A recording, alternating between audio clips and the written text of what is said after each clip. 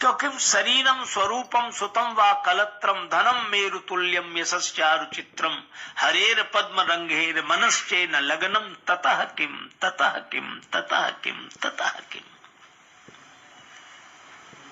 शरीर स्वस्थ हो, सुंदर स्वरूप हो, पुत्र परिवार हो, यश भी चारों ओर हो, मेरु के समान धन हो, लेकिन भगवान के चरणों में अगर मन न लगा हो तो बेकार। ततः किम ततः किम ततः किम ततः किम। है? काम से रूप प्रताप दिनेश से, कामदेव जैसा सुंदर रूप, सूर्य भगवान जैसा प्रताप, काम से रूप प्रताप दिनेश से, सोम से शील, चंद्रमा जैसा शील, और गणेश से माने गणेश जी जैसे प्रथम पूज्य, हरिचंद्र से सांचे, हरिश्चंद्र जैसे सत्यवादी, बड़े विधि से ब्रह्मा जी से भी बड़े, मघवा से महीप, देवराज इंद्र जैसे राजा, विषय सुख साने, सुख से मुनि, सुखदेव जैसे महात्मा, शारद से वक्ता, सरस्वती जी की तरह वक्तृत्व कला, सुख से मुनि, शारद से वक्ता, चिरजीवन लोमस थे अधिकाने, लोमस जी से भी बड़ी उम्र के। अच्छा, लोमस जी ने कोई कुटिया ही नहीं बनाई, हाथ में कमंडल, बगल में आसन। किसी ने कहा कि बाबा कुटिया नहीं बनाई, बोले छोटी सी जिंदगी के लिए क्या कुटिया बनाना। तो कहा आपको अपनी उम्र पता है? बोले हाँ पता है। जब हमारे शरीर के सब बाल झड़ जाएंगे तो शरीर समाप्त हो जाएगा। तो ये बाल कब झड़ते हैं? बोले चारों युग बीतने पर जब एक बार प्रलय होती तो एक बाल झड़ जाता है।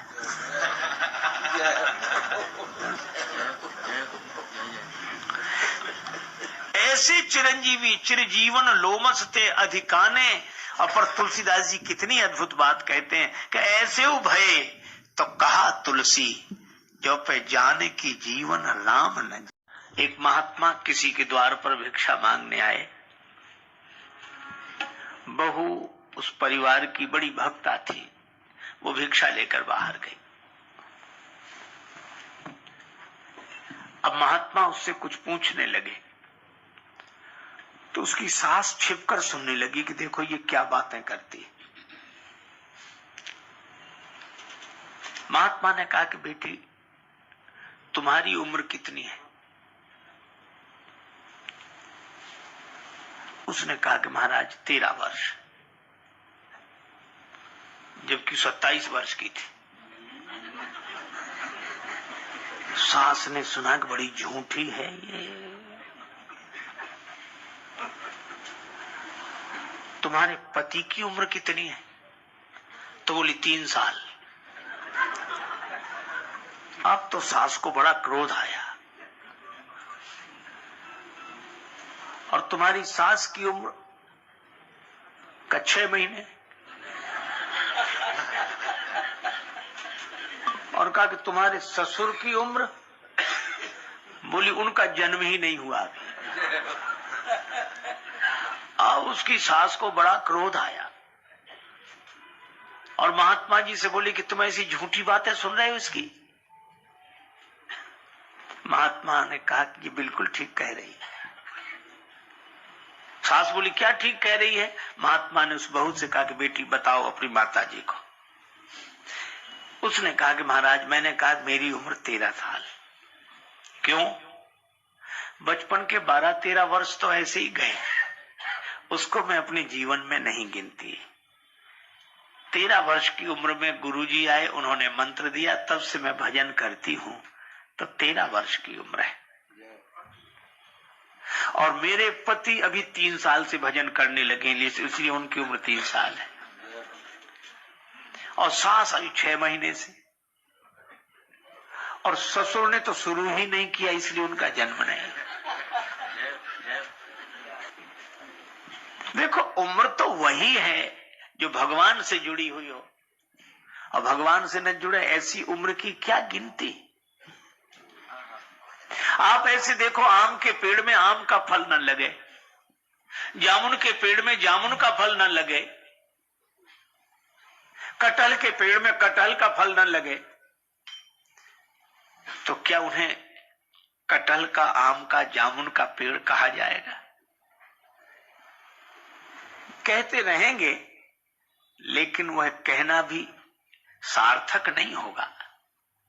तो जैसे जामुन के पेड़ में जामुन का फल लगना चाहिए, आम के पेड़ में आम का फल लगना चाहिए, मैं आपसे बताऊं, हमारा मनुष्य जीवन भी एक वृक्ष है, मानव जीवन वृक्ष है। और मानव जीवन रूपी वृक्ष का फल क्या है? तुलसीदास जी कहते हैं, देह धरे कर यह फल भाई, भजिए राम सब काम बिहाई। मानव वृक्ष का फल है भगवान का भजन, और जिस मानव जीवन रूपी वृक्ष में भगवत भजन का फल नहीं लगता, उसका वृक्ष होना तो व्यर्थ ही गया, मानव जीवन व्यर्थ ही गया। इसलिए हमारे यहाँ उन्हीं की यज्ञोपवीत हुआ तो उसको द्विज का अर्थ अब इसका दोबारा जन्म हुआ। और कितना बढ़िया संकेत है, यज्ञोपवीत के पहले तो हम जन्म को भी जन्म नहीं मानते। जब कोई यज्ञोपवीत धारण करके गायत्री मंत्र जपता है तब वह द्विज हुआ, अब इसका जन्म हुआ, अब इसकी यात्रा शुरू हुई। तो सती माता बैठी भी रहे, लेकिन भगवान की कथा उनके भीतर न बैठे। श्री तुलसीदास जी कहते, हम ऐसी गिनती नहीं करते। 4 साल की उम्र रही होगी, वो मिठाई की दुकान पे ले गए मुझे। उन दिनों मिठाई की दुकान पर पत्ते के दोने रहते थे, छोटे छोटे, और बुंदेलखंड में अगर बड़ा पात्र हो पत्ते का तो उसे दोना बोलते हैं, और छोटा हो तो उसे दुनिया बोलते हैं, दुनिया। तो हम जाकर बैठे, उसने दुनिया में मिठाई दी, हम बैठ के वहीं खाने लगे। इतने में एक व्यक्ति आया और कहने लगा, भैया ये दुनिया दे दो। तो बोले दुनिया नहीं मिलती है। अरे कहा पैसे ले लो। बोले तुम पैसे भी दो तो भी नहीं मिलती। तो बोला कि जब बेचते नहीं हो तो रखे काहे को। उसने कहा कि तुम तो मिठाई खरीदो, दुनिया साथ लगी चली आएगी, इसी दुनिया में रखकर हम तुम्हें देंगे। तुम मिठाई खरीदो, दुनिया साथ लगी चली आएगी। और उस दिन मुझे ऐसी प्रेरणा हुई कि हमें तो भगवान की भक्ति रूपी मिठाई खरीदनी चाहिए, दुनिया तो साथ लगी चली आएगी। लौकिक दृष्टि से भी श्री तुलसीदास जी सांसारिक स्वरूप का वर्णन करते हुए कहते हैं, झूमत द्वार अनेक मतंग, जिसके दरवाजे पर अनेक मत वाले हाथी झूम रहे हो। झूमत द्वार अनेक मतंग, जंजीर जुरे मद अंबु चुचाते, जंजीरों में बंधे हुए बड़े बड़े सुंदर हाथी जिसके दरवाजे पर झूमते हो। तीखे तुरंग मनोगति चंचल पौन के गौन होते बढ़ी जाते। और ऐसे घोड़े जो पवन की गति से भी आगे बढ़ जाएं,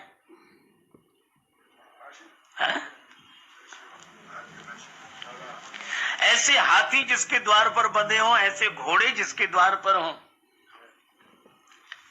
और परिवार कैसा हो का भीतर चंद्रमुखी अवलोकते,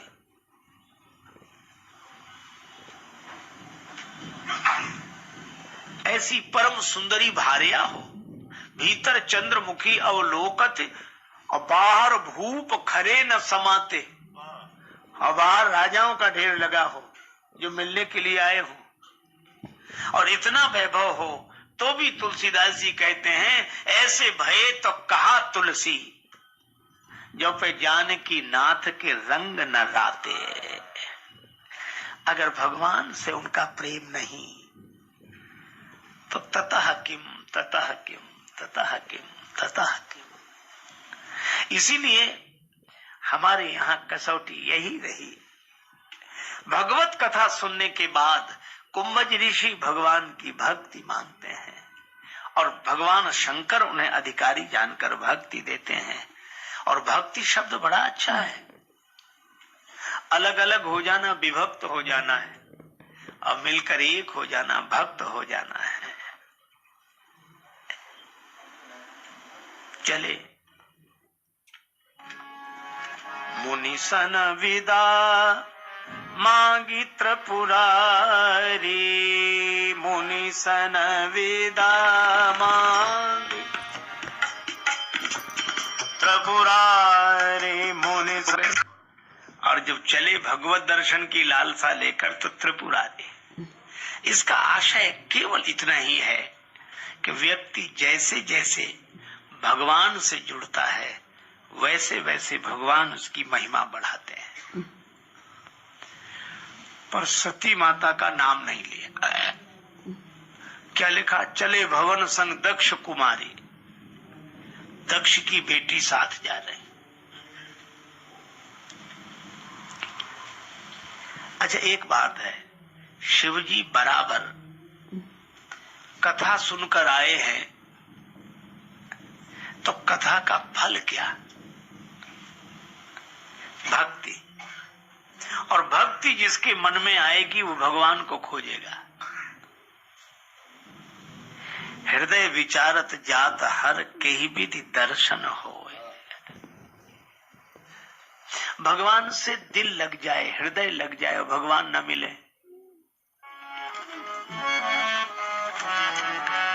हे मुरलीधर छलिया मोहन, हम भी तुमको दिल दे बैठे। मुरलीधर छलिया मोहन, हम भी तुमको दिल दे बैठे। हे मुरलीधर हम भी तुमको दिल दे बैठे। दिल सुकून पाता नहीं है क्या कहें, और आता नहीं है जो मेरी नजरों के सामने, दिल से वो जाता नहीं है क्या कहें। भगवान नेत्रों के सामने तो आते नहीं, हृदय से जाते नहीं। इसीलिए एक और मुसीबत ले बैठे। पर दिल कहता है तुम सुंदर हो, आंखें कहती हैं दिखलाओ। हमने कथा में सुना है भगवान बड़े सुंदर हैं, पर आंखें कहती हम देखें तब तो। तुम मिलते नहीं हो आकर के, हम कैसे कहें देखो ये बैठे। मुरलीधर छलिया मोहन, हम भी तुमको दे बैठे। हे मुरलीधर छलिया मोहन, हम भी तुमको दिल दे बैठे।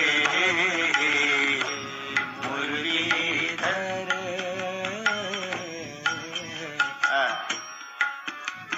महिमा सुन के हैरान है हम, तुम मिल जाओ तो। देखो, दो ही प्रतिक्रियाएं जीवन में हो सकती हैं। या तो हम भगवत कथा सुनकर दर्शन की बात करें, दर्शन फिलॉसफी, दर्शन की बात करें कथा सुनकर, अथवा कथा सुनकर दर्शन की बात करें। हमारे नेत्र सजल हो, हमारा हृदय भाव से भरा हो, और जब हम भगवान के बिना न रह पा रहे हैं,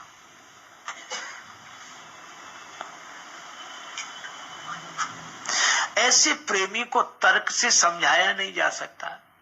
सच्ची बात समझने को तैयार नहीं, समझना दूर सुनने को भी तैयार नहीं। तो ऐसे प्रेमी का उपचार तो भगवान ही करते हैं। शंकर जी कह रहे हैं बस दर्शन हो जाए, तो क्या भगवान का अवतार नहीं हुआ? हुआ है, आपको पता है अच्छी तरह। गुप्त रूप अवतरे प्रभु गए ज्ञान सबको। भगवान का अवतार गुप्त रूप से हुआ है, सब जान गए। अच्छा, तो सबको पता तो नहीं है, लेकिन पता चल जाएगा। जब हम जाकर भगवान के चरणों में प्रणाम करेंगे तो सारी दुनिया कहेगी कि भगवान है। कहा क्यों? शंकर जी प्रणाम कर रहे हैं, और जिसे शंकर जी प्रणाम करें वो तो भगवान है ही। अब यह एक सेवक की तड़प है स्वामी के दर्शन के लिए, सेवक स्वामी।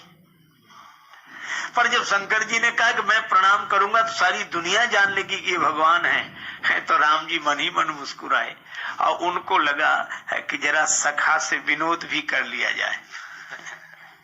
तो राम जी ने मन ही मन कहा कि भोले बाबा, क्या मेरा जान लेना इतना आसान है कि आप प्रणाम करोगे और लोग जान लेंगे कि मैं भगवान हूं?